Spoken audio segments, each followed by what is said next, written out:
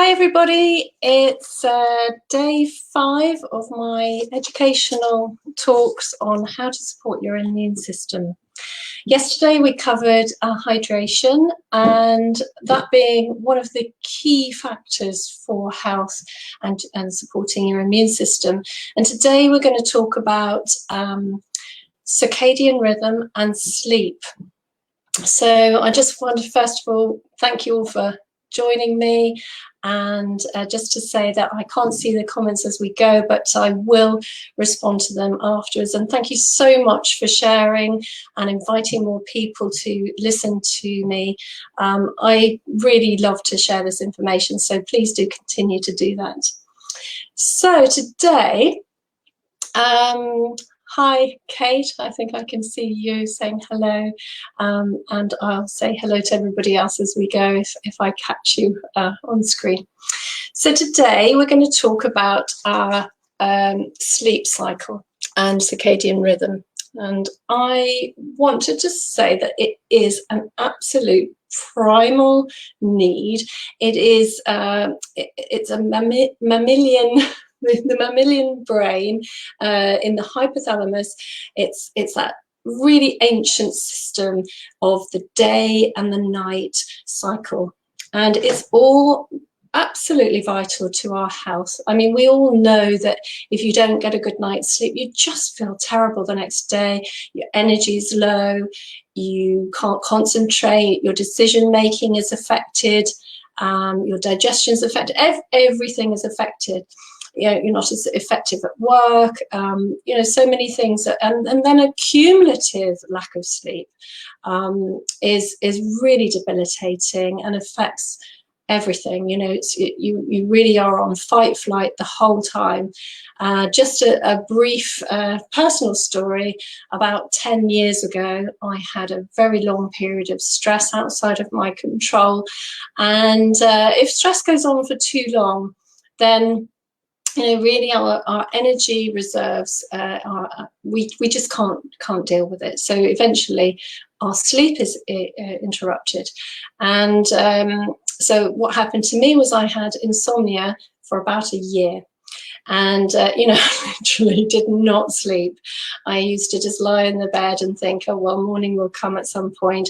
I even resorted to sleeping in a cupboard because it was dark and quiet, and that worked for a couple of nights. But this underlying stressor just hadn't gone away. When it did finally go away, and I discovered some other support mechanisms, which I'll talk about later, to help me restore my sleep and understand that there was more to sleep than I had been taught already at that point. I then started to sleep, and I really started to sleep deeply. And this is one of the key factors. So it's not quantity, it's quality of sleep that's really important. We do need a certain number of hours in order to have enough sleep cycles, and sleep is all about rest and repair, and it's when our immune system is most active. So if you can imagine, if you're not getting deep sleep, your immune system's not able to clear and work really well to clear everything, and the toxicity that comes out of your cell at night with the moon's influence, it just doesn't work optimally. So we don't wake refreshed, and that's why we feel groggy. I have to say, in the last couple of days, I've felt like this. We're very affected by so much. The earth cycles, the moon cycles, other energies around us, like your Wi-Fi or your neighbor's Wi-Fi, whether you've had enough relaxation before bed. There's so many factors. And for me, I'm very affected by the moon cycles, and we've just had a new moon yesterday. So my energy really was very low yesterday. I don't know if anybody noticed, but I really did feel it yesterday. And this morning I woke up feeling so groggy. But I have actually been down to the sea. I've had all that lovely negative ion-rich air from the wind and the sea, and charged up my body with nature. And I really do feel reset. I feel good as new now. And I'm going to talk a little bit more about how that is involved in resetting our stress system, to get this ability to have the energy to relax and to go into the deep sleep. And that is another key factor. We need cellular energy enough of in order to be able to relax. You imagine magnesium in the cell is the very thing that relaxes our muscles. It relaxes everything. So when our electrolytes are a little out of balance, or we haven't got enough magnesium in the cell, we're tense. And a lot of you might relate to this. You feel your muscles, your shoulders feel really tense. So when we have enough magnesium in the cell, we can relax. When we can produce enough cellular energy, that ATP, then we can relax into a deep sleep. And sleep has cycles. I don't know if everybody knows this already, but we have this 4 stages of sleep. So we go from stage 1 through stage 2, 3, and into 4. And stage 4 is where the deep sleep happens. And then we go into the REM cycle, where our brain is washing out, literally like a washing machine. Our brain shrinks at night, and we get all this lovely washing of fluids around the brain, so that it literally flushes out any toxicity into the lymph in the morning, through the routes of elimination, and out usually through our bowel if everything's working well. And I'll talk much more next week about routes of elimination and how we can support that through naturopathic techniques. So let's say we get into the stage 4. Ideally, that's what we need to do. Then we go into the REM, come back into stage 4, and then we come out stage 3, stage 2. That's that kind of half wake, half sleep. And then we do another cycle. And if we should do 6 or 7 cycles a night, okay, we're coming in and out, in and out, and in and out.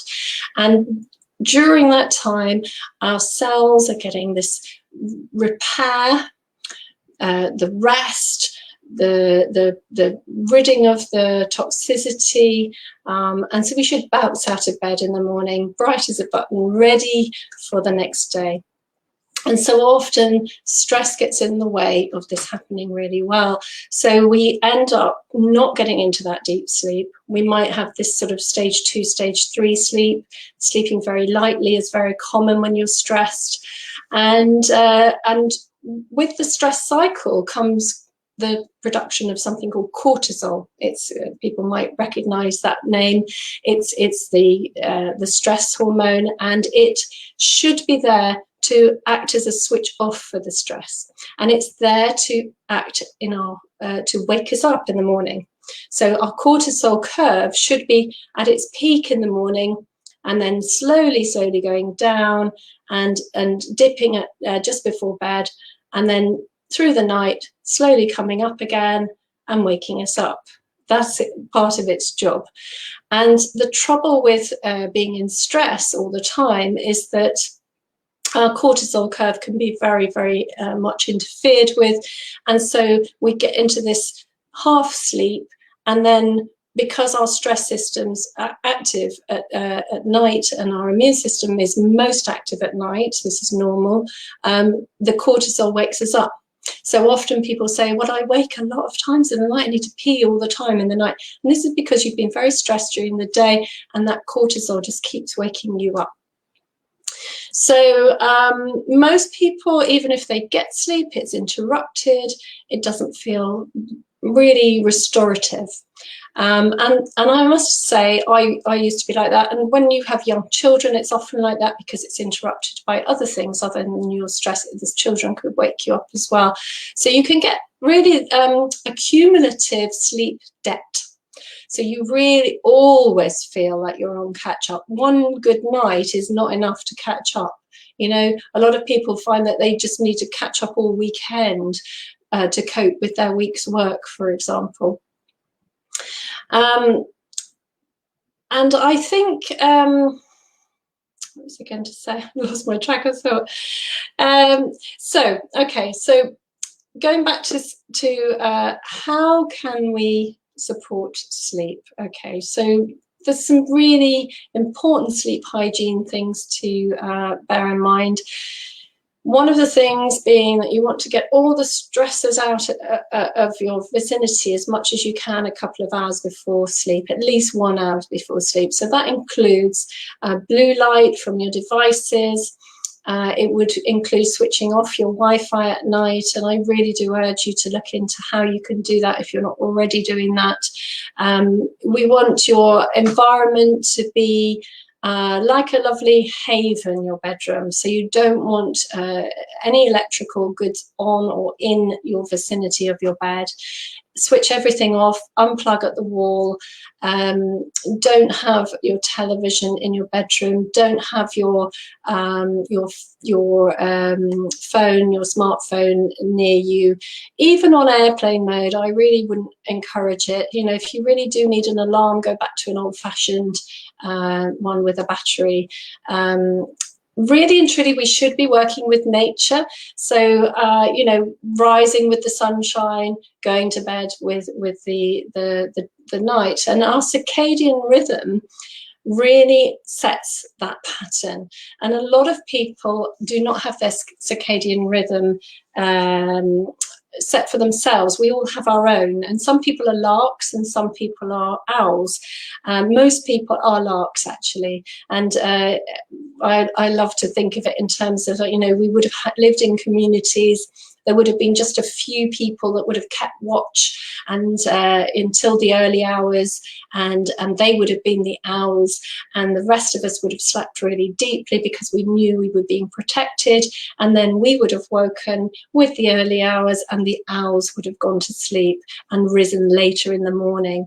And so some people who have really pronounced physical symptoms are often bucking against their natural circadian rhythm. So I'm definitely a lark, but I live with some owls in my house. So, you know, we have to compromise often, and we don't always get our circadian rhythm exactly as it matches our energy. But we can help it along. And one of the things we can do is we can get out in the early morning sunshine.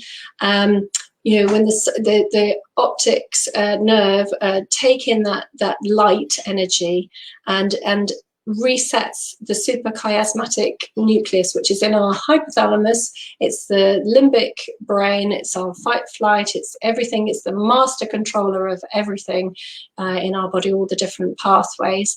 And it controls our day-night, our wake, sleep, when melatonin is produced, and that's the thing that flushes around in the brain to flush out all the toxins from the brain. It's the thing that helps us into this deep sleep, and so we really need to get that circadian rhythm right. So early morning sunshine is a really good way to do that. Eating. We don't want to eat too late because, again, we're digesting for an hour and a half to 2 hours afterwards. So, again, we don't want to be going to bed whilst we're digesting because all the energy is going to the digestion and not to being able to relax in the rest of the body. So we want to be latest have finished our meal by 9 o'clock at night. Ideally, in terms of the hours that you sleep, most people would benefit from being asleep by 11 o'clock at night. And this is because each organ has its own optimal cycle. And so our liver and our gallbladder, between the hours of 11 and 1 in the morning, so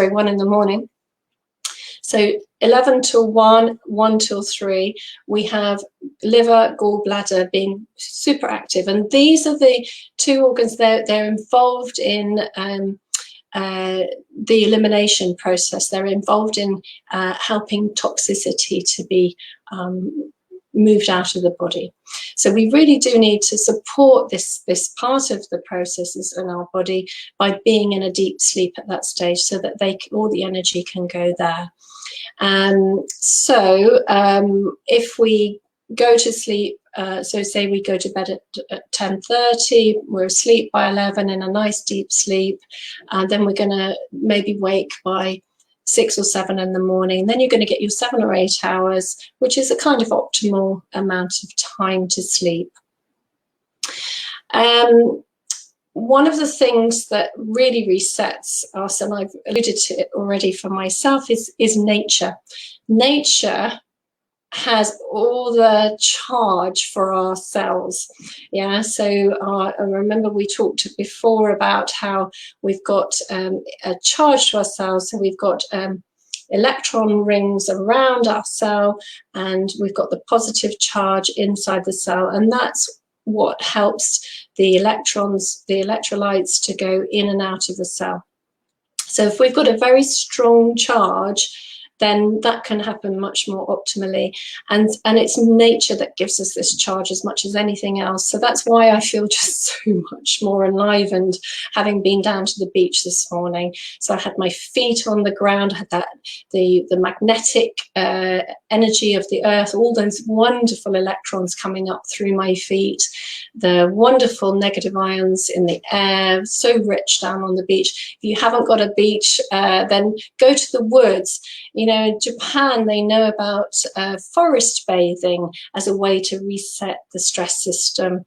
So go and walk in nature. Go, if you can get into the woods, that's the ideal. But if not, just get out into the fresh air, into nature. Have your feet on the ground, and get yourself charged up. You'll just be amazed. You know, we really are living organisms that need natural charging. You know, we don't have a wire to take us to the electricity, but we need to be charged up. And it's one of the factors that people are, little aware of, except for they know it. You know when you go into nature just how good you feel, don't you? We resist it, and then we go for the walk, and then you think, oh, I feel so much more relaxed, and I feel so much more energized, and you feel like you've come back to yourself, and you can make good decisions, and you can make good choices for yourself in terms of what food you put into your body and what you drink and so forth. So yeah, nature's the best thing. So you want to avoid before bed, you want to avoid those stimulants. We've talked about the Wi-Fi, the blue screen, and the bedroom. That's so important. When it comes to other things you can do, I would say, you want your body temperature to be right. So not too hot, not too cold. And again, the suprachiasmatic nucleus, your circadian rhythm, that also regulates body temperature and the melatonin production as well. So we need to get that right as well. If we're too hot or too cold, then we will wake. The light, again, we want day and we want night, so we want light and we want dark. So you make your bedroom as dark as you can. Maybe you'll need an eye mask. I do wear an eye mask, particularly when I'm going to sleep. I just put it over my eyes, put it over my forehead, and just to really calm down that chatter in my brain if I've been very active, or perhaps I've been on my computer or my phone too late in the evening. And we all do it. I do it too. I found myself last night, I was very tired by about 9:30, and then I just checked my social media, and before I knew it, it was 11 o'clock. And they really are addictive. And even though I'm super aware of these things, it's like you get sucked down into a sort of time warp, and before you know, it's a couple of hours later, and you feel absolutely drained, and your head's just full of tension. So I find my eye mask is really helpful, just to calm myself, just to bring myself down into my body again, and just to be able to relax. And I'm very fortunate, because when I had this long period of stress and the insomnia, I did actually discover an amazing solution to support my sleep, and it was the thing that got me back to a good sleep pattern and to that deep restorative sleep that I don't think I'd really experienced even before this long period of stress. So I'm going to tell you about that now. Whether or not you choose to do that for yourself, or whether you just want to have a look at it, maybe it's something that for the future, but I'm going to tell you because it's been the best thing that I ever invested in. I am going to mention things like I have throughout this whole series of support things that you can buy to have conveniently in your home, to bring nature from outside into your home, or to support yourself with supplements or whatever it is. And these do cost money. I appreciate that, and not everybody's in the position to do that. But for me, it was so vital. Just like with the water, for me, it's you know, number one, sleep, number two, water, or maybe one, water, two, sleep, or both number one in terms of the hierarchy of importance. So I do invest in these things for myself and my family because I consider them to be so key to health. And I was very fortunate to be introduced to an amazing thing called a sleep system, a natural sleep system, nothing plugged in, just harnessing those energies that I've talked about today, the natural energies of the earth, magnetics of the earth, that Schumann resonance, that slow hum that matches our heart, that makes us just feel safe, the negative ions of the air, the far infrared of the sun. And this amazing company, a Japanese company, Nikken, don't ask me how. Their research and developers are incredible. 45 years they've been working to bring us these incredible products that harness these natures in things like the sleep system. So I've actually got on my lap here a little sample of the duvet. It's quite thin, but honestly, you'll get warm in 2 minutes flat. It's got the far infrared, it's got the magnets in, and it's just like a cocoon. Literally, you cocoon yourself, and within seconds, literally seconds, you can feel your body do a wonderful sigh. I mean, like, literally every night. I love getting into my bed, and I've got the topper as well. It's got this egg boxy shape underneath, a lovely cotton and wool, and it's got the magnets as well, and you get this lovely lymphatic massage throughout the night. And again, you just drop, you can feel your body like literally lose its, you know, really drop into the bed, and you within minutes you're asleep in a very deep sleep. So I'm very, very fortunate to have that, and I do recommend at the very least to look into possibly getting the quilt. The other thing that I've got more recently is a grounding mat. I love this because actually what happens to us during the day, because of our devices and because we're around electricity and all sorts of other man-made energies, our body charge gets much higher than it ought to be. And so that's why going on the earth, the sand, the grass with your feet, you discharge this body charge. And then you absorb the negative electrons. And so this is a wonderful way to have this in the home. I've just been sitting here with it on my lap while I've been talking to you. And just any bit of skin, you know, a little finger, or you can have it under your hand when you're at the computer, or under your feet. You have it in the bed, and it's just a way to bring this anti-inflammatory response in the body to calm and discharge the body voltage that's built up. And I just love it. If you've got any discomfort, it's great around the shoulders as well. So it's good. You know, these things are great supports, and you know, some people choose to have them over time. And you know, I've never looked back 10 years on. I just feel so grateful for it. So I'll put some links in the comments below if you care to have a look. Yeah, I'll leave that up to you. Other things you can do, like lovely essential oils can be great. You know, a bit of lavender on your pillow, a bit of rescue remedy on your pillow. Could be that you have a lovely turmeric latte. I think I've mentioned that on one of my other videos, with some lovely almond milk with some turmeric and black pepper and a little bit of coconut oil, all whisked up together. It makes a very soothing, calming, anti-inflammatory. You know, if we've had a stressful day, it's just a really good way to get you into a really calm state before bed. And next week I'm going to be talking a lot more about energy solutions, naturopathic techniques, things that you can do to support the elimination routes through the body, and again that will help you to sleep as well. I'm going to be looking at environmental stresses, things that we can do to support that. I'm going to be looking at emotional stresses, mental stresses, things that could be like your work-life balance, your you know, are you on purpose in life, and what are your beliefs, you know, are they stressing you? You know, your fears, for example, around what's happening at the moment, and looking at, you know, real practical solutions to support you and help you to look at that side of your stresses as well. And it's very important.